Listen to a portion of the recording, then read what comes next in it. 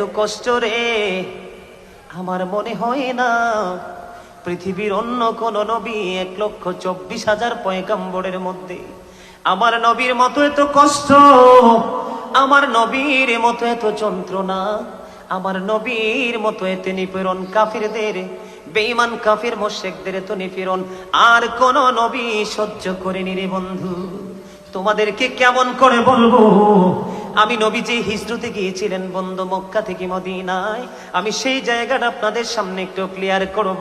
বন্ধু, এমন নবীর উম্মত হওয়ার পরেও যদি তোমার জন্য জাহান্নাম অপেক্ষা করে, তোমাদেরকে কেমন করে বলবো, কেমন করে বন্ধু বোঝাবো?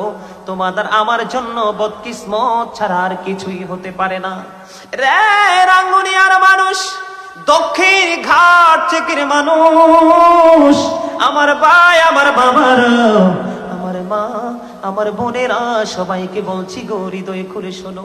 আমার নবী যখন 570 খ্রিস্টাব্দে রবিউল আউয়াল চন্দ্র মাসের 12 তারিখ সোমবারে নিবৃত এক জীর্ণ কুটিরে মা আমিনার গড়ে যখন পবিত্র 2টা কদম মোবারক বাড়িয়ে দিলেন, পবিত্র 2টা কদম মোবারক বাড়িয়ে দিয়ে সঙ্গে সঙ্গে আল্লাহর কাছে দোয়া শুরু করলেন, মনিব ও মনিব, রব্বি হাবলি উম্মতি, আমার উম্মত গুলোকে আমার হাওলা করে দাও। জোরে জোরে বলেন না সুবহানাল্লাহ। ও বন্ধু, বন্ধু গো হৃদয় খুলে শোনো গো, এখানে বন্ধু অত্যন্ত মূল্যবান সময় আমি পার করছি। মনে রাখতে হবে জীবনের সময় খুবই অল্প, কাজ আমাদের অনেক বেশি। তোমরা তো জানো না কাল কিয়ামতের দিনের পরিস্থিতিটা এতটাই ভয়ঙ্কর হবে, এতটাই বিপজ্জনক হবে রে ও বন্ধু। সেই ভয়ঙ্কর বিপদের দিনে আমার নবীজি, প্রাণের নবীজি সরকারে দুজাহান, ওনার জবান মোবারকে একটা শব্দই থাকবে, রব্বি সাল্লিম রব্বি সাল্লিম, আমার উম্মত গুলোকে শান্তিতে রাখো, নিরাপদে রাখো।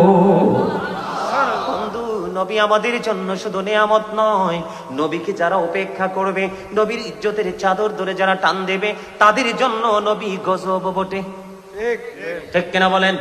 আল্লাহ জন্য বলেছেন, ওমা আরসালনাকা ইল্লা কাফাতাল লিন্নাসি বাশীরাও ওয়া নাযীরা। আল্লাহ রাব্বুল আলামিন আল্লাহর প্রিয় হাবিবকে মানব জাতির নিকট পাঠাইছে বাশীরাও ওয়া নাযীরা, সুসংবাদদাতা এবং ভয় প্রদর্শক হিসাবে। বন্ধু, নবী যদি তুমি নিয়ামত মনে করে ভালোবাসো গো, তাহলেই তোমার জীবন হবে ধন্য।